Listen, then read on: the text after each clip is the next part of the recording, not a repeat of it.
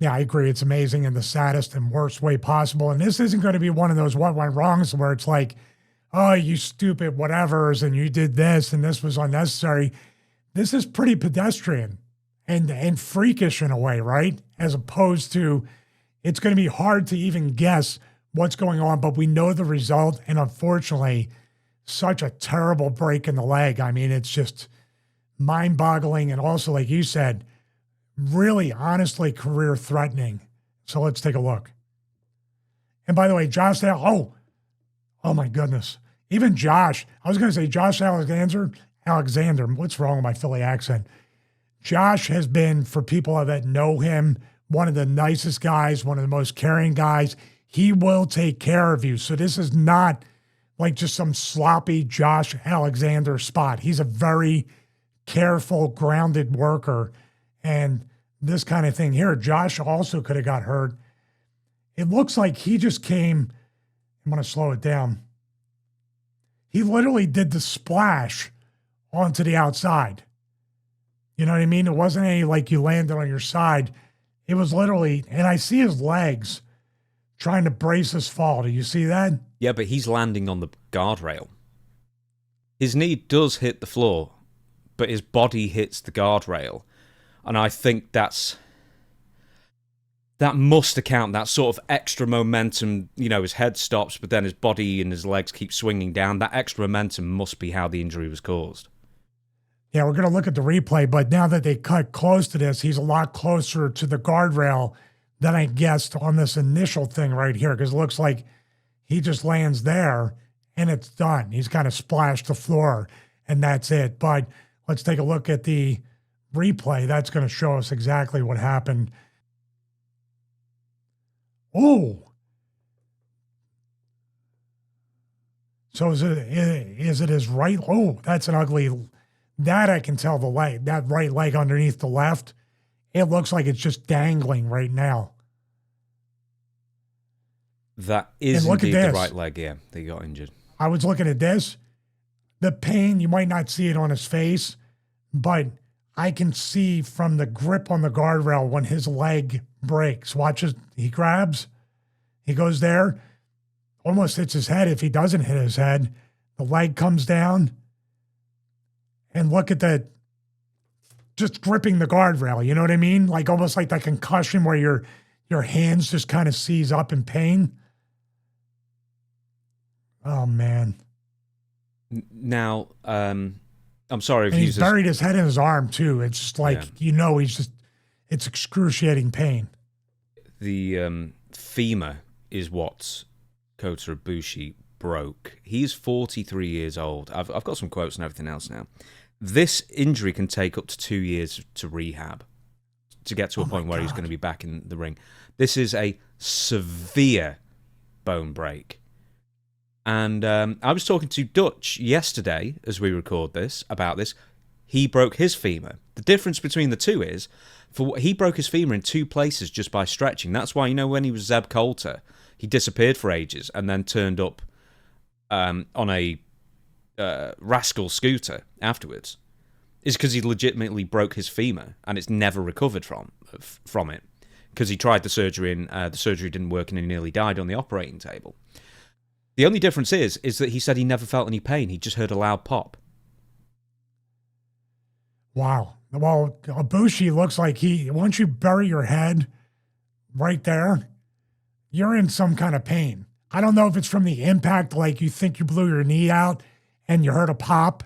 Hearing a pop usually means your knee got blown out, your ACL, ligaments. But this is even worse. And the femur has that artery in there that if you get cut or that gets severed or the femoral ruptured anyway, you're dead. Yeah, femoral artery. I'm hoping he didn't fly home. That he's still in. This is in Daly's place in Jacksonville, correct? Yeah. I'm hoping he's not going anywhere.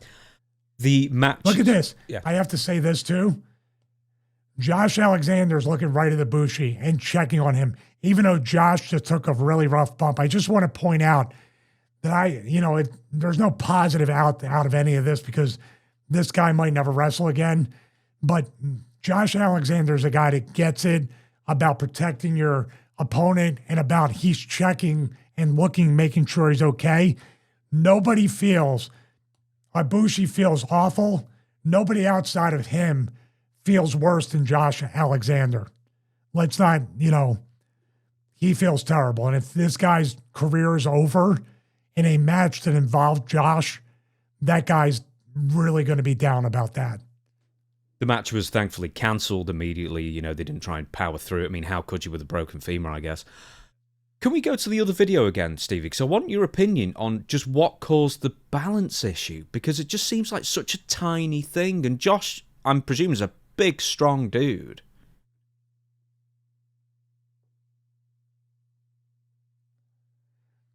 Whatever he was trying to do with this leg to bring it over the rope, do you notice that? That's where it starts to go wrong. Usually, why is he not? He's trying to get his footing right here. It's kind of cut off. So his feet are on the second turnbuckle. And usually what you do, if it's in a fireman's carry, you brace. Kota should be kind of really resistant and being tight around him on his shoulders. Then Josh steps up, and I'm assuming they're doing like either that Finley roll, or they're doing some kind of like thing like the Death Valley Driver in front of him. But where it goes wrong, for some reason, see how Josh is lifting that left foot, trying to lift it over the top rope? That sets in motion everything moving in this direction. Whereas if he kept his foot down here, the downward, and I'm going to put it back here, all the leverage is down, all the weight is down, and then jumping forward is where they should go.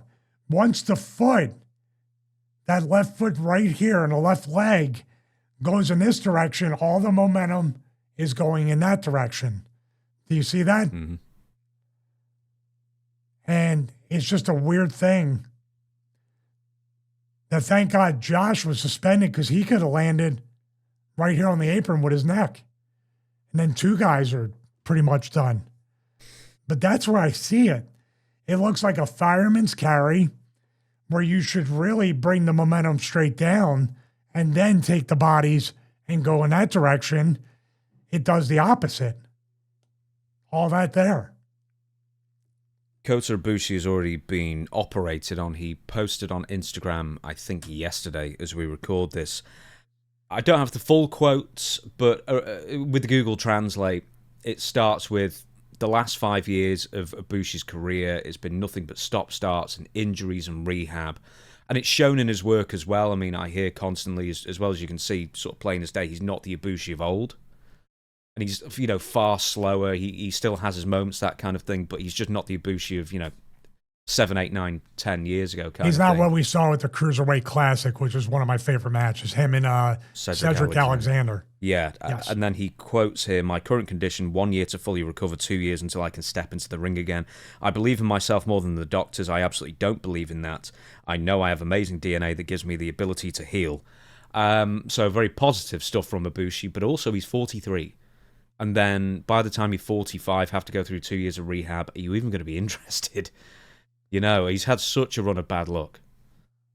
Well, I would say this. You have 1 to 2 years to figure out. We answered a question earlier in this full episode.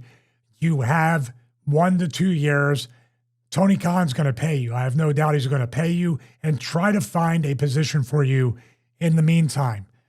Kota Ibushi, use the 1 to 2 years to figure out either what your exit plan is after wrestling, what fulfills you, or what within the wrestling business or even AEW will fulfill you for the next foreseeable years that you want to be involved with the business.